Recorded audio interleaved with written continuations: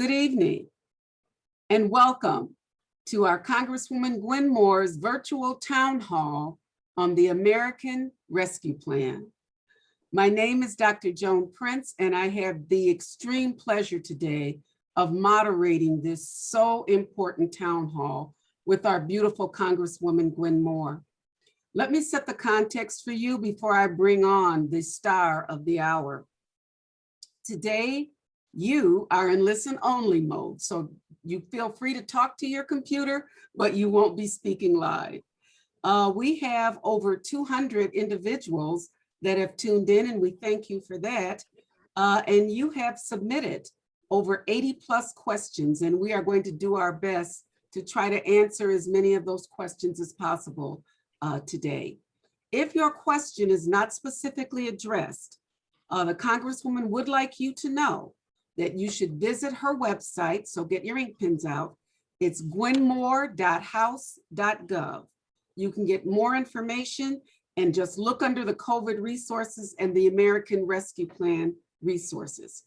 So what we're going to do today, I am going to be able to introduce our Congresswoman. She's going to give us some opening remarks, and then she'll boot it back to me. I'll set some context for you, and we're going to get directly to the questions.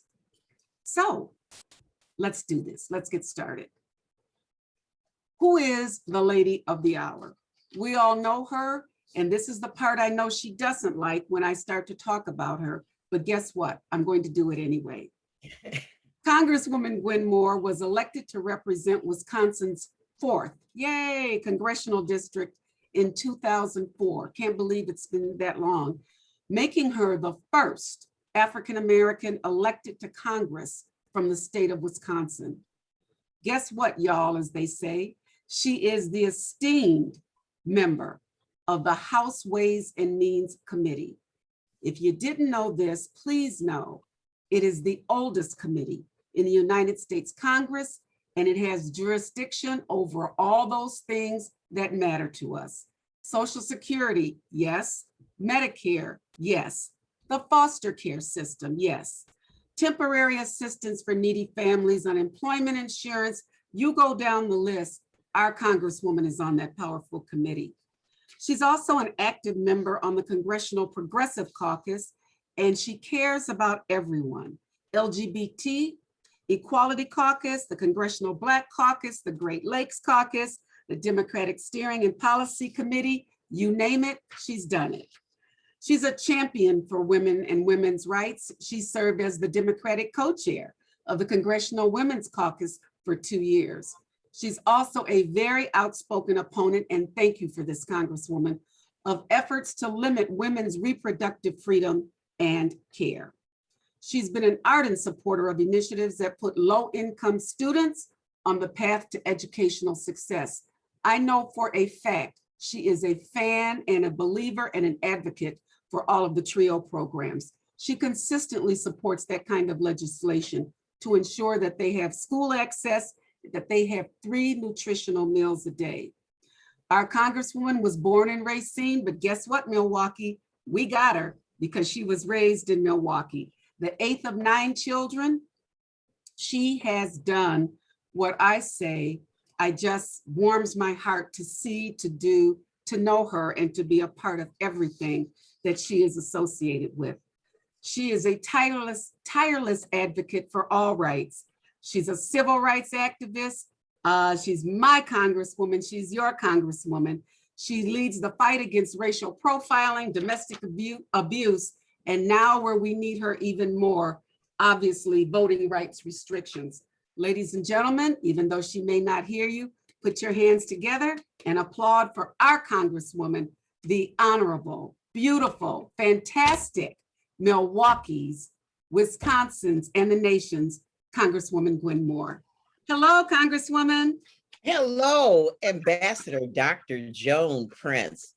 As you all know, Joan Prince is the Vice Chancellor at the University of Wisconsin-Milwaukee, and she has announced that she has retired. And so the minute I heard she was retired, I said, I need to find a job for her right away. And so we just want to thank Ambassador Dr. Joan Prince, all of her outstanding service to this community. We wish her well in her retirement, but we're gonna work her to death.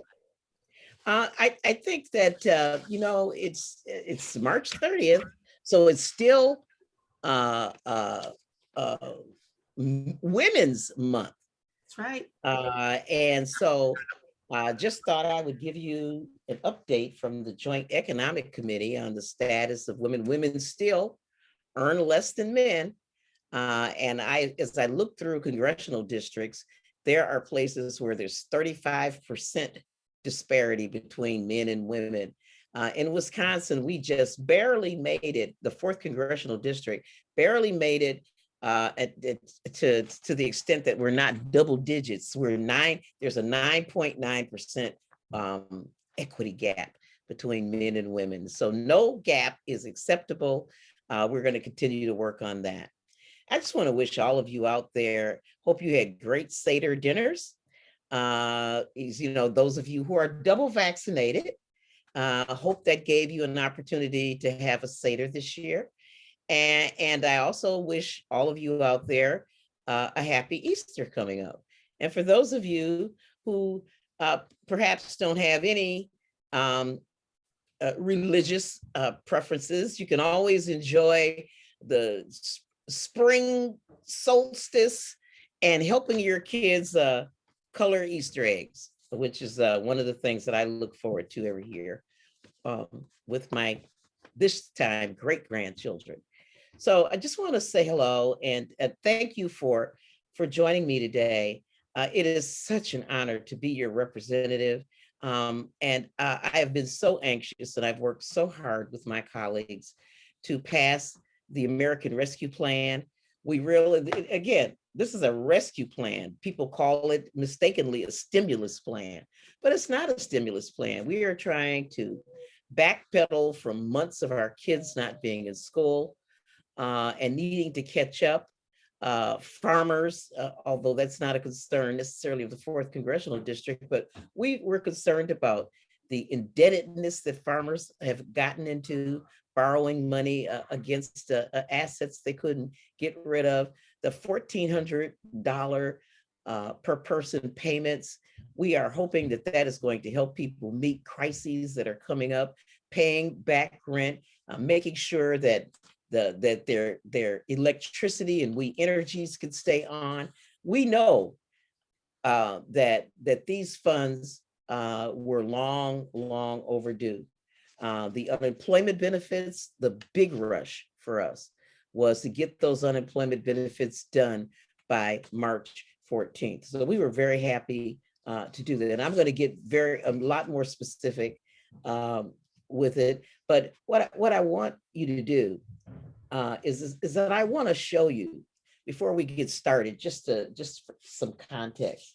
Could you put up for me, Robbie, the 2 vastly different views of government, this chart? I'd like you to just take a look at it, and you don't have to be a math genius in order to figure this out. On the left-hand side, you have the Tax Cuts and Job Act. That was the tax cuts that that the Republicans put into effect, where they spent $1.9 trillion. They've complained mightily about the size of the rescue package, but they spent almost the exact same amount of money, $1.9 trillion. And 54% of that benefit went to people who earned more than $75,000 a year. And another 31% strictly went to corporations. So that's 85% of $1.9 trillion that went to wealthy or upper middle class families and businesses. And people making less than $75,000 a year got 16% of that $1.9 trillion. If you look to the right-hand side, you'll see the American Rescue Plan, where 44% of it was aid to individuals. I mean, the $1,400 economic impact payments, the monies to support the child tax credit, the $3,600 a year that folks are going to get for their children. Another state and local governments, 18%, really huge fight over this piece. Republicans believing that we didn't need to refund state and local governments who must have a balanced budget based on their constitutions, and really needing to reimburse themselves for the paramedics and for firefighters, for the health department expenses related to COVID. 9% of the funds went toward our schools, and another 31% went for vaccinations, standing up vaccination sites, 31%. So it's a whole different approach. And I think it really, you've heard often people say, show me your budget and I'll show you what your values are. So thank you very, very much for that. I know that that this is we have limited time, so we won't be able to go over everything, but you guys are always, we have many of these charts online, and you can always go to the website. I'm going to shoot back to you, our fabulous moderator, Ambassador Dr. Joan Prince, because I know I can get carried away. We love your carry awayness. How's that? Congresswoman, there were just a couple things to set the context, because I really like that slide that you just showed us, because I looked at that and I had to really brace myself to keep my mouth from just falling open. But you said it absolutely correctly. Ethically, you fund what you believe and where your moral and ethical compass sits. And you saw in the stimulus package, how much went to individuals versus the rescue plan of those that are really boots on the ground just trying to live. So before we move into those questions that your constituents and your supporters have sent in, I just want to talk just for a moment about bringing down the issue close to home to Milwaukee County around COVID, around deaths, around hospitalizations, around vaccinations. And I know we're going to ask you a bit more about that in the questions. But what you see here, and as the Congresswoman said, don't worry about trying to pick this apart. What I really want you to see off of this is that nationally, Black Americans are about 13% of the US population, but we do represent almost 25% of COVID deaths. That, as they say, that ain't good, that ain't right. Similarly, white Latinos are, while Latinos, are 18% of the US population. They actually represent about 21% of COVID infections and 38% of age-adjusted deaths. Would you go to the next slide, please? Because I think that is the actual slide that is impactful. So we know COVID's here. We know that people have died. We have loved ones who have died from COVID. At the end of the day, though, when we look at the vaccination, the vaccines that are out there, the inequities continue among the distribution of the COVID-19 vaccine in Milwaukee. In Milwaukee, remember I said nationally, Black Americans make up about 13% of the US population. But in Milwaukee, we make up almost 27% of Milwaukee County's population. Y'all remember that when it's time to vote, your vote makes a difference. We make up 27% of the population, but guess what? Congresswoman, less than 12% of us are vaccinated. That's ridiculous. We can talk about Tuskegee until the Tuskegee cows come home, but you gotta get vaccinated, only 12%. Similarly, our Hispanic and Latinx sisters and brothers make up more than 16% of Milwaukee County's population, but less than 7% of them have been vaccinated. You take that along with all of the struggles that Black Americans, as I said, our Hispanic, Latinx brothers and sisters, our Asian American brothers and sisters, and all others, we are suffering, we're struggling. Black Americans are struggling with food insufficiency. And and I know you're going to talk about this, more than 1 in 3 Black renters have fallen behind on payments. So those are the kinds of statistics we're dealing with. Those are the facts that people are dealing with. Those are the types of things that your office is getting phone calls about, the types of things that you stand up at the microphone in Congress and say, this is not acceptable. We watch you. Believe it or not, we watch you. We run to that TV with our camera and take a picture. See, that's my congresswoman standing up for us. So let's launch into those questions. Let's launch into what your constituents are asking you, and let's let them know what you're working on. So I'm going to start with, I don't like the term stimulus checks, but I call it that because it's stimulating the economy. But frankly, you said it just right. It's about rescue, rescue, rescue, rescue. So you mentioned this, and not sure if we have a slide that will take us to that. Thank you. But say it again, because people have joined in at different points. How much are the new checks worth? Are they taxable? Someone stopped me this morning in Pick and Save. Why me? I don't know. They said, did you get your stimulus check? I said, well, honey, I don't get one. So if you didn't get yours, I'm sorry. And she said, I'm waiting. I can barely buy food to eat. So Congresswoman, talk to us about the stimulus checks or Wow. checks. Thank you so much, Dr. Prince. You remember at the end of the year, there was a discussion about having a $2,000 payment to people. Yes. And the former president said, let's make it 2,000.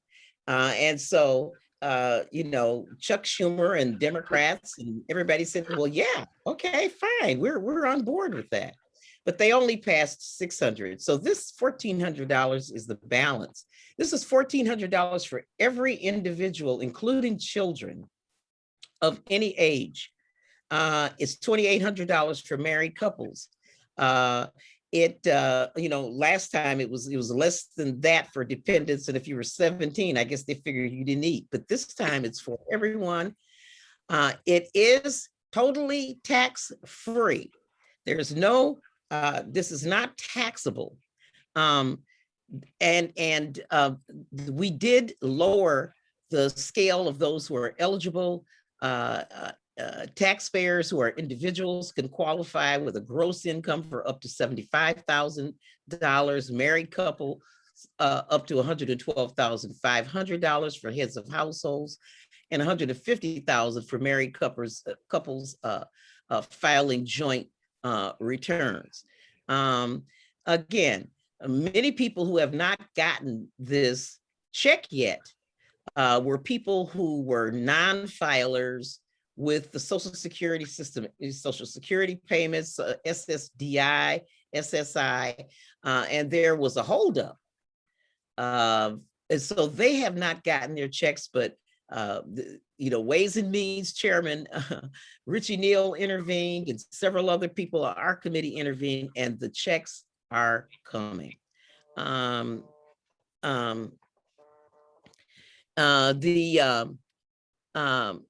The third stimulus check, okay, just a minute, come over. Okay, the American Rescue Plan is not subject to most offsets. For example, child support. I know that the first set of monies, they took it for child support, and we complained about that. This time, there'll be no federal offsets, but they have been. But people will still be subject to state and local garnishments, but the federal government didn't do anything about it. So I'm working with my colleagues to pass garnishment protections separately. Good job there. Could you go to the next slide, please? Congresswoman. Yeah. Let's talk about insurance. Yes, let's talk about this, because I will tell you that you know this. The people call you. There are people probably that you don't even represent who call your office because they know it will get done. They know they'll get a response. There are still people who are having issues with unemployment, which is to me just a crime among itself. But could you talk a little bit about the unemployment insurance and what the ARP, the American Rescue Plan, does around that? All right. I am so sorry for those people who have not received the first round. I know that there was a lot of problems in Wisconsin, Yes. given some of our state laws. And if you haven't gotten that first unemployment benefits, you need to contact us and we can see what we can do. But the unemployment benefits were shaved back from $400 per week to $300 a week, but they extended it through September 6th, which was a good thing. This is in addition, of course, to state unemployment benefits. The first $10,200 of these benefits are non-taxable. The first $10,200 for those people with an adjusted gross income of up to $150,000. It extends to both workers who receive benefits through federal programs, unemployment programs, and who receive benefits from their state unemployment insurance fund. So we are really happy about this. This is the big hurry for us was to get these unemployment insurance checks out before March 14th, when they would have expired had we not acted. Congresswoman, let me applaud. First of all, let me applaud this because this is on the minds of many individuals still in the state. And to see that the non-taxable piece is for households with incomes up to 150,000. That seems like a lot to those that we support, that you support so well, who make less than 30,000 to live off of. But you just never know. And I think that what you have done to support this kind of an effort around unemployment insurance, when you need it, folks, trust me, you'll give her a big hug because of this. So let me, I mean, your mortgage doesn't go down just because there's a pandemic. Exactly. And if you were paying, $2,500 a month for your mortgage, and you now are unemployed, when you could have afforded it before, you need this little $300 a month. Absolutely. It doesn't matter what your income is. I mean, once you're out of work and you didn't expect it, you really do. The government does have some obligation, in my opinion, to support. Totally agree with you. Totally agree with you. Let's shift gears just for a second here and talk about those things that actually I think I first heard you speak so passionately about how America does or does not care for its children when you were very young in your political career. And I will tell you, that is one of the times that my heart, I don't have children, but every child is my child. And when you talked about how America, you said one time that we should be ashamed, totally ashamed of how we treat our children. So I want to talk a little bit about this American Rescue Plan, the child tax credit, the earned income tax credit. People don't realize, hey, earned income tax, that determines how a household goes, how a child gets to live, eat, prosper, thrive. So could you talk a little bit about that in this ARP focus, the child tax credit and earned income tax credit? Listen, let me just say, this has been a long time coming. For those people who think we just threw this bill together, they need to know that we've worked on it. I wanted to be, this is work of the Ways and Means Committee, this child tax credit and earned income tax credit. When I first got to Congress, there's a Congresswoman named Rosa DeLauro, who is now the chairwoman of the Appropriations Committee, came up and wanted me to be all excited and sign on to the child tax credit bill. And she kept bugging me. And finally I said, okay, I'll do it. But the reality is I don't know one doggone woman who's going to benefit from this. Okay. Because, you had to earn about $20,000 before you could even,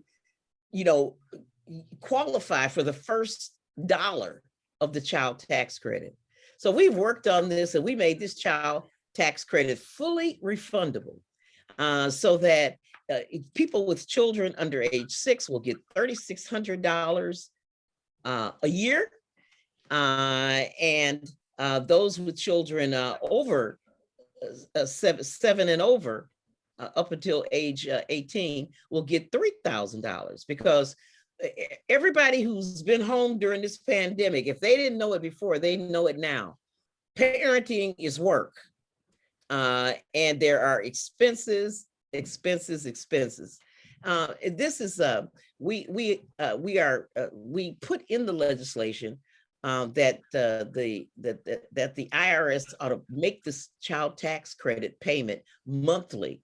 But the parliamentarian in the Senate, because we did it through reconciliation, struck that part out and just put periodically. So we're working with the department so that people can have money every month. Wouldn't it be nice to just have $300 a month extra? Nobody telling you what you got to do with it, that is meeting your family's needs, whether it's a new winter coat, whether it's fixing up your kid's room, whether it's supporting them to do whatever it is you need to do, or help buy groceries for the family.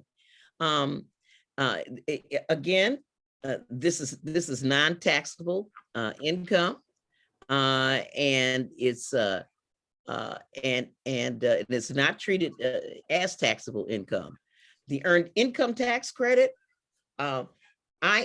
we expanded that to make single people without children eligible for it.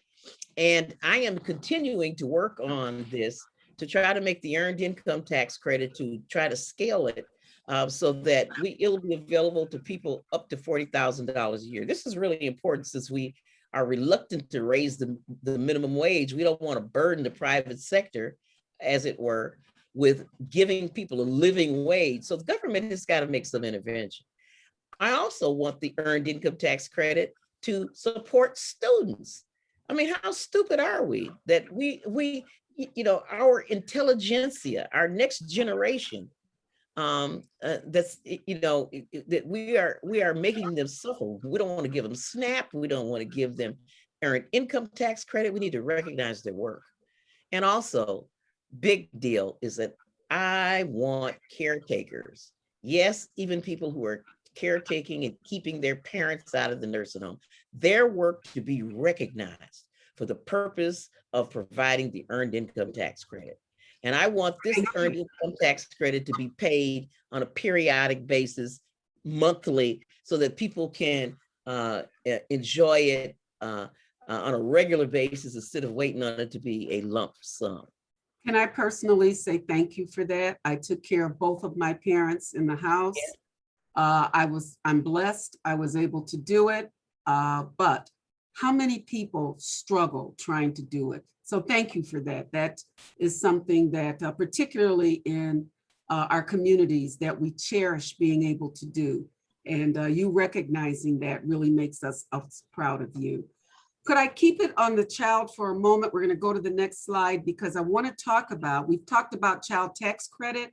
We've talked about earned income tax credit, how that is going to affect those with and without children in the home. But at the end of the day, Congresswoman, you know this. I've heard you talk about this. What this pandemic has done has adversely affected the female in the house, the female earning wage folks in the households. They've returned home because the children are home all day, and many of them have lost their place, status at work, and they will have to stay home because of the cost of child care support. So could you talk about this and the American Rescue Plan? We're going to keep calling it ARP for short, and what the impact on child care support is around this. And I'm going to ask your listeners to listen well. This is a big deal. Well, thank you so much. And the thanks for raising this. The burden of identifying affordable, although there is no such thing, daycare is primarily on women and if we want caretakers to earn a decent wage, we can't we can't have these informal arrangements where we're paying them $2 a day to take care of our kids. Nobody can afford to do that. And we talked earlier about the gender gap, and I was looking at the Joint Economic Committee report, the Women History Monthly packet, and it just tells us stuff we already know. Progress toward narrowing the gender gap has slowed since the 1980s. The earning gap of women compared to white men is strident. It goes state by state. Women often earn less than men with lower levels of education. It seems like we can't win for losing, even though we get college educated. And so this recognizes the inherent institutional disadvantage that women experience in the workplace. And more women have been driven from the workforce during this pandemic than men. Women are the story of job loss. So this would provide more than $40 billion nationally in relief funding, including $15 billion in child care assistance through the Child Care and Development Block Grant, and $24 billion for a child care stabilization fund for eligible child care providers. You're gonna put your fingers in my. I hear a little one. Go get your own eyes. I hear a little one there, Congresswoman. How timely. Working from home. Absolutely, absolutely. We're talking about the little one. So you talked about the child. So families can receive up to it expands the child and dependent care tax credit to cover half of child care costs, as much as half of families spending on child care for children under age 13. And so families can receive a credit of up to $4,000 for one child and $8,000 for 2 or more children, which is available as a refundable tax credit. So we start talking about ameliorating poverty, you're just not going to humiliate people out of poverty, and say to a woman, go to work and find your dignity, even though we're not going to promise you daycare, so your children can be safe. I've seen situations where women have gone to work and gone home to the homeless shelter. And, we are hoping that child care support, child tax credit, earned income tax credit is the beginning of a different framework around supporting families. This is so important, Congresswoman, and we have more to go. So thank you for this, but I think I'm just going to pause for a second and ask you the question. If I am your constituent, I'm looking at this, and all I know is there's a lot going on here. I know that the Congresswoman is fighting for me. There are things that I need to know. I don't quite know how to put all of this together so that I get everything, every piece of this ARP that I'm entitled to. They can go to your website. What do they do? What would you say to a Joan Prince who says, help me try to figure out how to pull what we've talked about so far together? I know that I am, head of my household. I have 3 children at home. They're home all day, so I could no longer work. I can't go back to the workforce because everything's being scalped. Gas, rent, $5 for a box of, a can of Lysol spray. Help me. I don't know who to go to see what I should do to get these benefits. What would you say to me? Well, one of the things is, like I said, 44% of this package is going to come directly to you in the form of those payments, the $1,400. I mean, I'm happy about that because so often the conversation revolves around providing it to some agency so that they can pay their workers to quote unquote help you, when sometimes what you really need is money. Exactly. I got a little hurt emoji from a woman that I know with 5 kids. And so I know she was happy. She sent me like 5 or 6 hurt emojis I guess representing each one of those checks you got, to just dig her out of the ditch Yes. that people are in. Like I said, the moratorium, and I hope people will, we have not played nanny with this money and tell you how to spend it. But I hope people will be smart about it. I'm not begrudging anybody a shrimp dinner or anything out of it. This is their money. But I hope that people will realize that this is designed to rescue you from the debt and burdens. And some people, ran their credit cards all the way up, pay down that debt and do some smart things with it. Other things, if you're a landlord, for example, and you have been forbearing with someone, say you have a duplex and you live in one unit and they live in the other unit, hopefully they'll pay you up. But there are agencies in our community that are going to get monies. I guess I'm getting off topic here because I'm talking about. That's okay, but the same thing, child care support. We're trying to reopen these places that have been closed, and so there are places like SDC that will get some of this money. The city of Milwaukee will get money. Milwaukee County will get money. Schools will get money. I know I talked to one parent who was so worried about their child having been out of school for a year. Oh, and, terrible. Absolutely. Absolutely. And there's money in the bill. Don't be shy about asking for tutors. Or next slide. While the Congresswoman is talking, go to the education slide because she's right on point with this, and I want her to continue to talk about that. What you just said, Congresswoman, people don't know that there's money for tutors. That's right, for lost learning time, so that you don't have to suffer in shame about your child's learning loss. I mean, this is something we understand has happened, period. We got, and Head Start, we got 15 million coming directly to Wisconsin program. Yes, woo! Yep, and 560 million to Wisconsin-based higher education institutions. I mean, they have suffered. Our schools, our UW system, they've suffered tremendously with enrollment, and so we're going to try to stand up our educational institutions. I mean, get better ventilation in schools, provide the proper personal protective equipment, because this is a pandemic, but we've learned a lot of lessons. Even the common regular seasonal flu was almost extinguished because we wore these masks. Absolutely. Hygiene is very, very important for the going forward. I agree. Next, would you go to the next slide because it actually ties more into what you were just saying, Congresswoman. Just quickly walk us through this one. Look at the money that different local districts are receiving.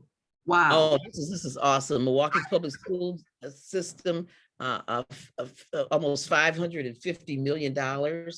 I mean, that's like 6 months budget for them. Yes. But I mean, they've lost that time they need it. This will prevent layoffs and make sure that we have enough teachers to have the student teacher ratios. This number here, think about trying to force Milwaukee public schools to reopen without this $550 million. Who's going to pay for the plexiglass? Exactly. And the men in the boiler room to put it, air filters, good ventilation. Exactly. This is wonderful. This makes me smile. I know this holds a special place for both of us, and really talking about student debt and that Higher Education Act reauthorization, which is so important, so important. Wow. Congresswoman, I want to try to get through as much as possible. These people love you because they've sent in some really great questions and they're still asking questions. Next slide, okay, please. Let's switch over, and you just touched on this around housing support. Could you just dig just a little deeper for us and talk for a moment about housing support? And then after that, we're going to go into food insecurity. Oh my God, this is the one where I was having nightmares every night. I was getting evicted. I mean, the evictions, Yeah. you know, maybe because someone wrote a book called Eviction, and the scene of the crime was Milwaukee. But the eviction moratorium, of course, ran out tomorrow. Was going to run out March 31st, but it's been extended. The forbearance, the Center for Disease Control has extended it through June 2021. And the rescue plan provides $21.5 billion to help families to pay off back rent and utility bills. And in addition to billions made available in the COVID package. Now, if you guys got your $1,400 and you owe just a couple more, please pay it back. But I'll tell you, this is really going to help a lot of families get out of really deep trouble. This money, at least locally, will probably be administered through places like community advocates, the Social Development Commission. My guess is that these are the agencies that will stand up the distribution of these kinds of funds. The HUD moratorium for renters expires in June 2021 as well. And again, there's a separate allocation to help water bills. Wow. and low-income housing, LIHEAP bills. You know, the moratorium, of course, ends April 1st for utilities. And so these are monies that we won't see directly, but again, they're not going to rich corporations. They're going to Native American tribes. They're going to community-based organizations that are really going to help people on the ground. You know, Congresswoman, one of the things that we've talked about, but one thing that I've heard on the ground here at home, where people are saying, you know, I don't have money for my rent. I know there's a moratorium. My landlord's been great. But what they need to also understand is that rent is not going away. You're simply pushing it forward. And that's why it's very important to make sure you understand what assistance is there to eliminate the accumulating rent and utility bills that still go on. As we get near the end of this, we will talk a little bit about where they can go for more information. Right. So thank you for that. I want to get into some support for food insecurity, and then we're going to go on to a couple of things. So healthcare and all of those other things that they're asking us about. They want us to cram a lot into this time, but I think it's good. This passion of yours. SNAP is so important yes. to us. And so we've extended SNAP maximum benefits by 15% through September 30th, 2021. You know, there's a lot of hogwash around, you know, evaluating and examining people's income, but people's incomes have not stayed stable. So we have emergency SNAP benefits, $800 million for WIC, and it temporarily boosts the value of WIC cash vouchers. We another $37 million to cover food shortfalls in the community supplemental food program, and it expands the pandemic EBT so that they'll be able to access school meals and food assistance during the school year and summer months. Now, my daughter was a teacher and she used to work summer school, and she used to be anxious about the time between when summer school closed and school started. Oh, yeah. Mama, how are these kids going to eat? How are they going to eat? Absolutely. I will tell you that's my concern and worry to this day. Some kids are at home learning, and the parent had to leave the home to go to work because they couldn't keep piling more and more on top. So these kids have to eat, these families have to eat. Thank you, Congresswoman, for that. Let's take a moment before our time runs out to talk about a couple of the things. We want to talk about healthcare. If you go to the next slide, please.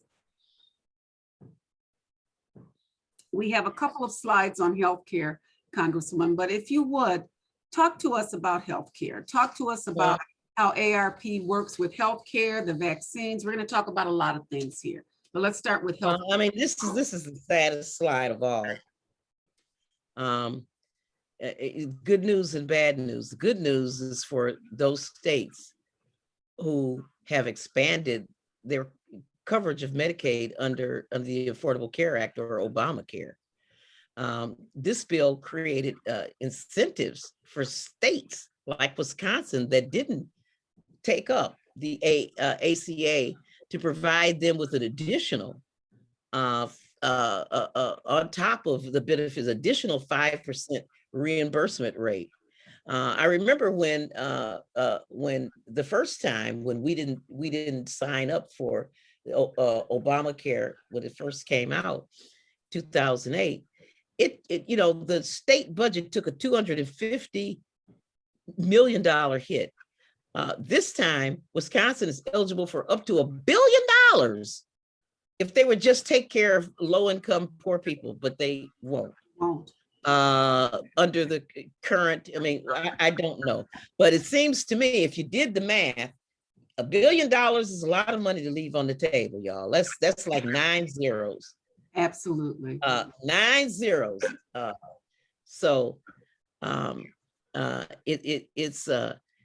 We also did work on providing subsidies for people on COBRA. COBRA is the insurance you get after you've been severed from your employment. And it's so very, very expensive. So you can keep your employer's insurance, and it is just out of reach for most people. So we subsidize up to 85% for people on COBRA. Thank you. And of course, the bad news here is that we are not in the Medicaid program. Maybe somebody up there with some sense will realize that we need to expand the Affordable Care Act. Having said that, folks, you got to go vote. You got to go vote. As Congresswoman said, we need some folks with some sense in these places. Go to the next healthcare slide. Just wanted Congresswoman to see if there was anything there that she also wanted to share before we switch topics for a moment. Oh yeah, there's COBRA. I mentioned that. And thank you for that. They'd be able to enroll in the marketplace, right? That's like huge. That is huge. I always quote Brenda on this. It said they named COBRA after a snake for a reason. Oh, I love that.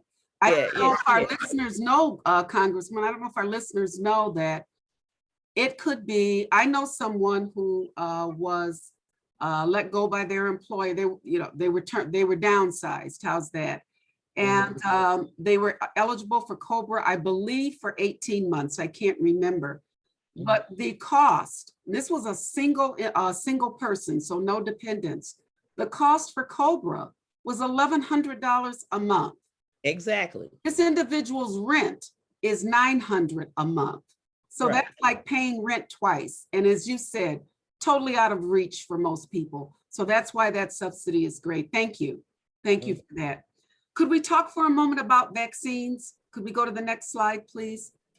Congresswoman, we sort of set the context earlier into this. When we talked about Milwaukee, we talked about the fact that there are inequities in vaccines. Someone asked a question around, do we think that there will be any work in Congress that protects those that are vaccinated from those that are not vaccinated? I'm not quite sure how you do that. But talk to us a little bit about what we have here around vaccines and what ARP will do for that and do for us. Well, from what I understand, in Wisconsin, eligibility is going to open up for all adults over age 18 by May 1st. And that's what I ducked the question that you asked earlier about the disparity in vaccination rates between Blacks and white. And because we chose to vaccinate our elders first, voila, who are the older Americans? They are white people. Latinx people are more recent immigrants, Muslims, and the big baby boomers after World War II were those white families. And some of us, I'm a boomer, Me too. and so maybe it'll be a moot question, but I think that it was not necessarily vaccine hesitancy so much as the mean age between Blacks and whites. There is a difference in Hispanics. It was like night and day once Donald Trump left office in terms of the states being clear about when they were going to get their vaccines, about putting together sort of a national strategy, not being in denial. And so I am very, very, we are one step ahead of the posse. I mean, these variants are like a week or two away. So we are literally in a race for our lives. And so I had my first vaccination on the 25th. I'm having my next vaccine on April 15th. And I sure hope that you'll get your vaccination. I would love to see you out and be able to, talk to you again, or give you a hug or shake your hand or something. I would like to build back better, but there's some things I just want a normal relationship. I know the state legislature, controlled by Republicans, took up legislation to try to prevent a vaccine stigma, or if you want to call it that, and not require people to get vaccinations. And so, but I do think that, we see countries that are going to not allow you in their country if you don't have vaccinations. And maybe people will work it out where they can continue to work it out. I don't know exactly how it'll shake out. I do know that 1,000 people a day are dying from COVID while everybody is trying to position themselves and be theoretical and philosophical and religious about it. 1,000 people a day are dying. And we're heading for yet another wave. This is not a plaything, y'all. No. I was sick. Both of my sons were in the hospital. One of my sons was on a ventilator the week between Christmas and New Year's, gasping for breath. This is not a joke. So I hope that we will care enough about each other to get these vaccinations. I mean, I think people get worried, and I can understand it. And a vaccine that's been created at warp speed doesn't really sound attractive to me. But what people need to know is that they started working on how to attack these coronaviruses back when SARS came out in 2000. And so by the time the COVID-19 strain came out, they had already been looking at how to knock down these viruses. So the warp speed thing took advantage of years and years and years of testing, years and years and years of screening. And they did use Black people in the tests. So this is not like our Framingham study. And I'm a cancer survivor, but I took my shot and I'm doing just fine. And I can't wait until my second shot. And I want you to get your shot. Thank you, Congresswoman. And guess what? I got both of mine, and I prefer a COVID vaccine than death. One of the things that I know that you raised this with the administration, with your colleagues, with the Biden administration, with our state and local government. And we know that you are always going to do what's best for us and for our seniors in that. I am going to try to guide you through 3 remaining topics and say, how about a minute and a half quickly on each one of these? Let's go to the relief for businesses. Congresswoman, you know as well as I do that small businesses drive a community. That's been very obvious during the pandemic when a lot of these small businesses have suffered, have closed, and we don't know what to do or how to live without them. So could you just give us a quick update on what this ARP is going to do and how folks can find out about applying for this type of assistance. We've got 2 slides on this, so guide the Okay, Congresswoman. it's 7.25 billion to the Paycheck Protection Program. Matter of fact, is focused on the smallest businesses. It allows businesses to offset their payroll tax liabilities dollar for dollar.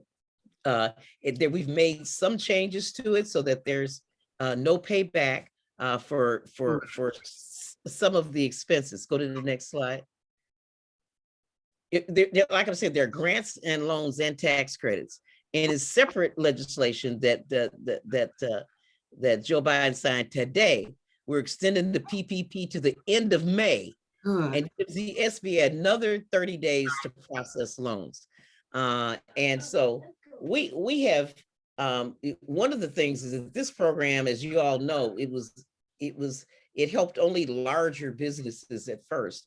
And Maxine Waters and the Financial Services Committee, she and Nydia Velasquez, chair of the Small Business Committee, they worked with what the Republicans sent us and really scaled this program and really set aside monies so that we could have some of our CDFIs, our community development financial institutions, work on these programs, work with this money so that, you know, people who weren't customers of Wells Fargo and the big banks could have a kick at the cat. Absolutely. Thank you for that. Could we quickly go to, you touched on this about support for local governments, but if you would just say just a little bit more, encourage us that this money is filtering down and that it will really affect those of us at the grassroots level. You know, I should have took a picture of Tom Barrett. I mean, he's just like a little kid. I mean, broadband and lead, and I mean, he has great plans to buoy the city up with this money. I mean, he is just too happy. I mean, I've not seen him happier ever. That support is there. Show her that's right. The mayor happy, you know. Really, just anything, you know, the cities and counties deliver. I mean, think about all the things that we've been prevented from raising property taxes through Republican governance. So this is really a balm for our local governments that have suffered tremendously with all kinds of things. I mean, fixing city streets, you know, getting our school systems going, making sure that we have enough fire and police assets, buses. Oh my God. It's been a long time. It's been a long time. It's, you know, anything that the local governments do, think about it. This is support for them. Would you go to the next slide while the Congresswoman is talking about our local governments and, as she said, public transit, airports? Airports, yes. Yes. Amtrak. All right. Even, I don't even know if you've got a slide on this, but you know, maybe not. We even help bars and restaurants. I mean, these are businesses that hire essential workers. I mean, these people have kept us fed, and you know, and the people who will be losing these jobs are low income people, women, people of color, and so we actually are working on even a more comprehensive package to help restaurants out. So as we get ready to close out, we have one more slide about support for older Americans, which is making me smile. And you've touched on this, but if you'd like to just take a moment to say anything else about this, Congresswoman, before I take us to a close. Well, you can always judge, people by how they treat their youngest and how they treat their elders. And so we're getting back to our values as a country. It's a program authorized under the Older Americans Act, you know, focusing on things older Americans need: services, nutrition, um, you know, rides to the doctor's appointment, COVID 19 outreach. I mean, I know somebody right now who needs someone to come in and give her the COVID shot. She's just too frail to even have a transportation. And of course that costs money. Yes, it all costs money. Wow. Right. And so I'm so pleased to be you all's representative and being on the Ways and Means Committee. As I said, of the $1.9 trillion, 971 billion of it was written by our committee. And I'm really proud of what we were able to accomplish. And that's why we need you there. If you would go to our closing slides. Congresswoman, first of all, I want to thank you as always for being the bearer of the information, but more than that, you are the creator of what makes it happen to those of us who are back here rooting you on, but you're there making sure that our daily lives are the best that they can be. For additional resources, I'm going to ask everyone to contact the district office, can leave a detailed message and a callback number. I promise you someone will get back to you.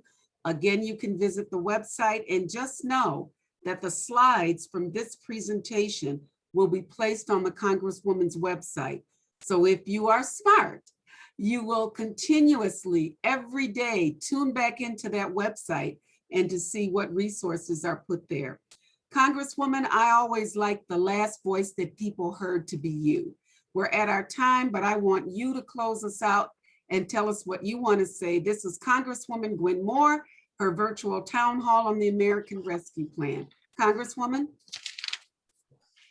Well, I was just wondering, Robbie, if you could put my last slide up there, who does the American Rescue Plan help?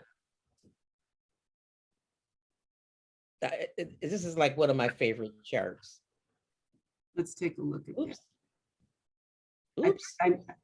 Is that back up? It's black. It's a black background. I don't think we've had it up there. I think it's like the third one that we started with, I believe. Is it? Robbie will find it. Okay. Well, maybe I don't really need it. But, you know, again, I think we have divided it up in a way that it really respects you know, people as part of community, giving voice, agency, and life to people and rescuing people in community, not, you know, relying on trickle down in order for people to feel supported. You know, we've got what people call a K-shaped recovery, where there are certain businesses that are doing extremely well. There it is. They're doing extremely well, and then there are the rest of us. You know, you see the big, huge blue part. I mean, those are the checks. You know, that's almost a quarter of the entire pie.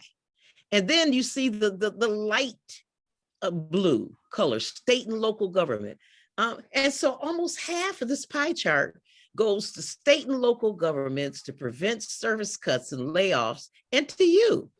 And the other half of the chart goes for FEMA, disaster relief, veterans, restaurants and bars, again, people, rental assistance, farmers, small businesses, and other vital industries like our airlines, vaccinations, this big magenta part, vaccinations and healthcare, and schools, this other light blue section, a huge piece is like for our schools, like 20% of the chart. So as you look at the chart in total, you will see who we focus on in the American Rescue Plan. We focus on Americans, students, veterans, the elderly, you know, tipped workers, farmers, unemployed people, and our struggling state and local governments. That is what democracy looks like. Thank you, Congresswoman. We love you. We love you. I love you more. Mwah, mwah, mwah. Stay tuned for the next virtual town hall. Keep visiting that website. Good night, everyone.